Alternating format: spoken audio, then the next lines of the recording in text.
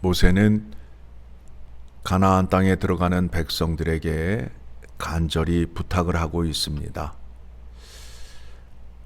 광야에서처럼 너희의 소신대로 행하지 말고 여호와 하나님 말씀에 순종하라 하고 있습니다.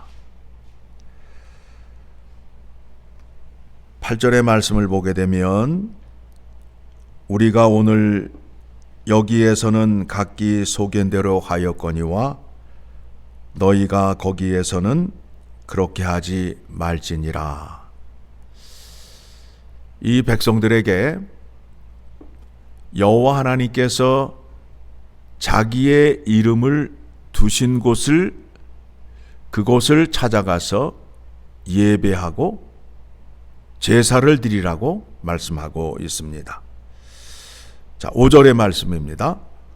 오직 너희 하나님 여호와께서 자기의 이름을 두시려고 너희 모든 지파 중에서 택하신 곳인 그 계실 곳으로 찾아 나아가서 그래서 그곳이 어디가 되지요? 예루살렘이 되지요. 그래서 이스라엘의 20세 이상 된 남자들은 1년에 3번 예루살렘에 올라가 제사를 드리고 율법의 말씀을 듣고 배우게 됩니다. 여호와 하나님의 말씀에 순종하라. 하나님의 명령과 규례에 순종하라. 왜 그렇게 말씀하느냐 하면 하나님께서 복을 주시는 방법이 순종을 통하여 주신다라는 거예요. 순종을 통하여 주신다라는 거예요. 순종하지 아니하는 자에게는 복이 임하지 않는다라는 거예요. 그러면 그 순종을 우리가 어떻게 생각하여야 하느냐 하면 사랑이라는 차원에서 행하라는 거예요. 사랑이라는 차원에서 순종을 하라는 거예요. 그러면 여러분, 사랑하는 사람에게 순종을 하게 되면 기쁨이 있잖아요. 내가 사랑하는 사람의 말을 따르게 되면 기쁨이 있고 나도 기쁘고 말씀하는 그분도 기쁜 관계를 말하는 거예요.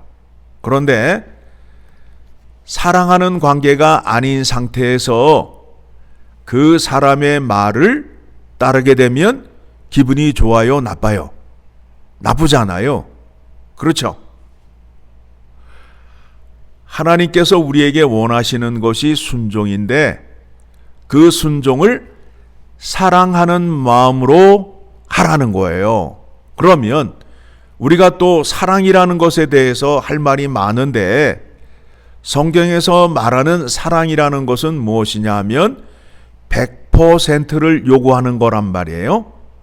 하나님을 향한 마음과 생명과 뜻과 온 힘이 100% 여호와 하나님을 향한 것을 온전한 사랑이라고 말하는 거예요. 그렇게 하여야 하나님이 기뻐하시고 즐거워하신다라는 거예요. 여러분이 이 말씀에 대해 이해가 안 되면 여러분 마음 안에 질투심이라는 게 있잖아요. 질투심. 나를 사랑하여야 되는데 나를 사랑하지 않을 때에 일어난 그 질투심이 있잖아요. 그 질투심을 생각하면 하나님의 입장을 생각할 수 있게 된다라는 거예요. 하나님은 어떤 하나님이에요? 이스라엘 백성 앞에서 애굽 땅에서 종되었던 자들을 꺼내와서 자유인을 만들고 또 그들에게 약속의 말씀을 주어서 하나님과 언약을 맺은 백성이잖아요. 즉 그들의 생명을 구원해 주신 여호와 하나님이시잖아요. 그런데 그 백성들이 여호와 하나님을 사랑하지 않고 다른 우상을 섬기게 되면 하나님은 어떻게 하신다고요? 질투하신다라는 거예요. 질투하신다라는 거예요. 지금 모세가 이스라엘 백성들에게 계속 말씀하는 게 그거 아니에요. 온 힘을 다하여 너희 하나님 여호와를 순종하라, 섬기라 라고 말씀하고 있어요. 그러면서 그 차별을 두는 것이 무엇이냐 하면 그 가나안 땅에 있었던 그 부족들은 다른 신을 섬겼는데 그들은 어떻게 신을 섬겼느냐 하면 저 예루살렘 산 꼭대기로 올라갈 필요가 없이 상수리 나무 아래서 자기 집 주변에 큰 나무 그늘 아래서 신들을 섬겼단 말이에요. 내가 편한 대로 그 신을 섬겼단 말이에요. 그런데 여호와 하나님께서는 어떻게 하신다고요? 내 이름을 둔 곳에 너희가 올라와서 나에게 제사 드리고 나에게 순종하라는 거예요. 그렇죠? 여러분이 사랑하는 사람이 있게 되면 그 사랑하는 사람을 만나러 가기 위해서는 어디에 있든지 상관이 없이 찾아 나아가듯이 여호와 하나님을 사랑한다면 하나님이 계신 그곳으로 나아가서 예배를 드릴 수밖에 없다라는 겁니다. 반면에 이방 신들은 그런 요구를 하지 않아요. 자, 오늘 이 말씀을 통해서 우리가 확인하여야 할 것이 무엇이냐 하면 코비드-19 사태로 인해서 이제 새로운 시대가 열렸다 하면서 교회에 나갈 필요가 없고 유튜브를 통해서 예배를 드릴 수 있다라고 주장하는 가짜들이 있단 말이에요. 가짜들이 있단 말이에요. 오늘 본문의 말씀을 통해서 여러분의 믿음의 기준, 신앙의 기준이 무엇이 되어야 되는지를 확인하셔야 돼요. 여호와 하나님께서 택한 백성들에게 제사와 예배를 받는데 어디에서 받으시겠다고요? 여호와 하나님의 이름을 두신 곳에서. 그곳이 어디라고요? 예루살렘 성전이 되잖아요. 그렇죠? 자, 그러면 예수 그리스도의 이름으로 택함을 받은 사람들이 모이는 곳이 어디예요? 교회잖아요. 그래서 교회의 머리는 누가 되셔요? 예수 그리스도가 되시잖아요. 그래서 교회에 모인 사람들은 예수 그리스도를 나의 구세주라 고백을 하고 그분이 나의 전부다라고 고백하는 사람들이 모이는 곳이에요. 그렇죠? 이 땅에 세워진 교회라 함은 교회 안에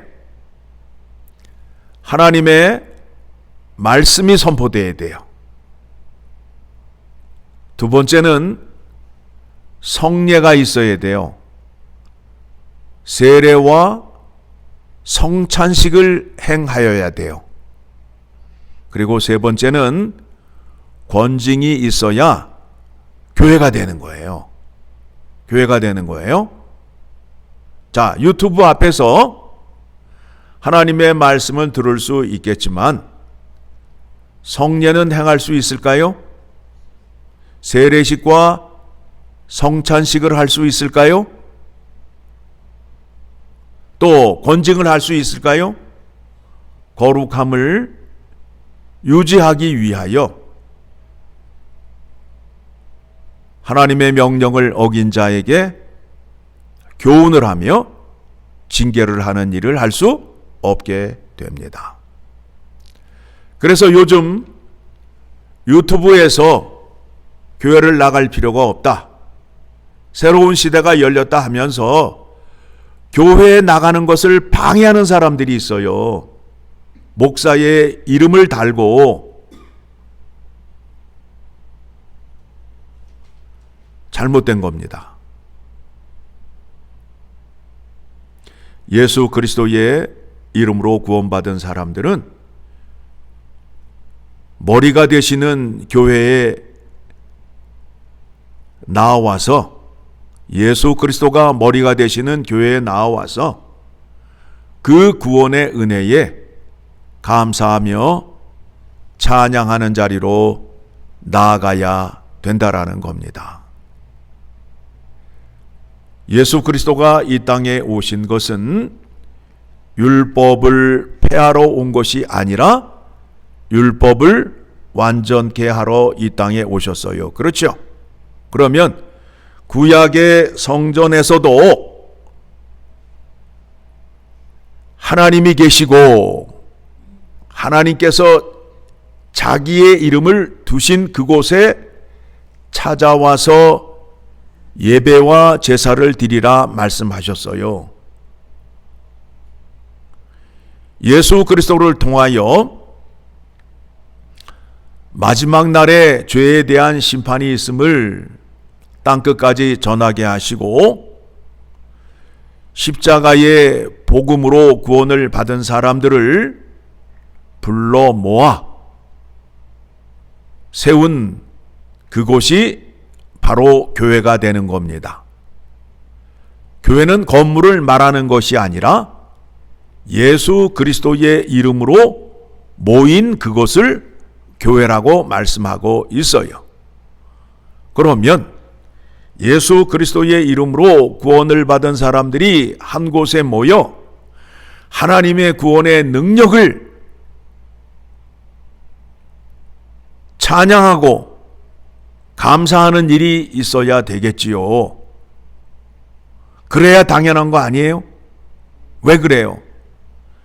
하나님이 인간을 창조하실 때에 사람을 통하여 영광을 받으시기 위하여 창조를 하셨잖아요. 그 영광을 받으시기 위하여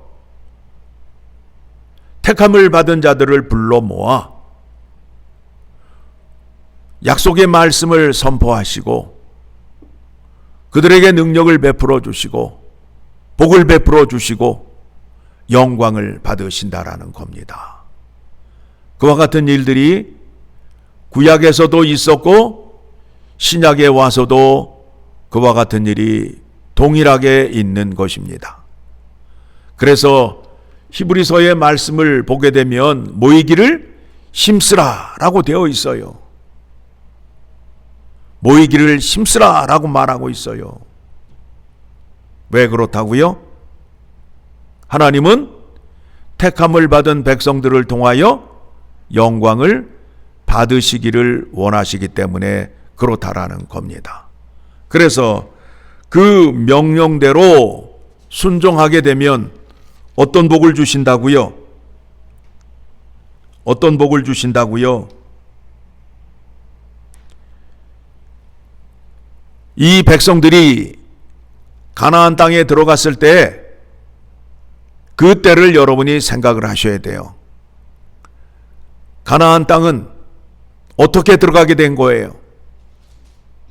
여호와 하나님께서 믿음의 선조들과 그 땅을 주신다 약속하셨고 그 땅을 정복할 때에 누가 그 땅을 앞서 들어가시죠? 여호와 하나님께서 앞서 들어가서 여호와 하나님께서 승리를 주신 후에 그 백성들에게 치라 말씀하셨잖아요. 그렇죠? 자, 그런 다음에 그 가나안 땅에 들어갔더니 아름다운 성읍이 세워졌는데 이스라엘 백성들이 세웠어요? 아니지요. 이미 세워진 성읍이요. 또 집을 얻게 되었는데 집 안에는 아름다운 물건들로 가득 차 있고 그들이 파지 아니한 우물이 있고 그들이 심지 아니한 열매를 얻는 과수원이 있잖아요. 그렇죠? 그와 같은 은혜를 주신 거예요. 그러면 그 땅에서 사는데 11장의 말씀을 보게 되면 연초부터 연말까지 여호와 하나님께서 그 땅을 두루 살피고 또 이른 비와 늦은 비를 주시잖아요. 여호와 하나님 말씀에 순종할 때에 그와 같은 복을 누리며 살 수 있다라는 겁니다. 그 백성들에게 순종이 복받는 비결이요 여호와 하나님을 기쁘시게 하는 것이라는 것을 오늘 모세가 그 백성들에게 명령하고 있는 겁니다. 오늘 말씀을 통해서 여호와 하나님께서 무엇을 우리에게 원하시는지를 잘 확인하시고 굳건한 믿음 위에 서 있는 여러분 되시기를 간절히 소망합니다.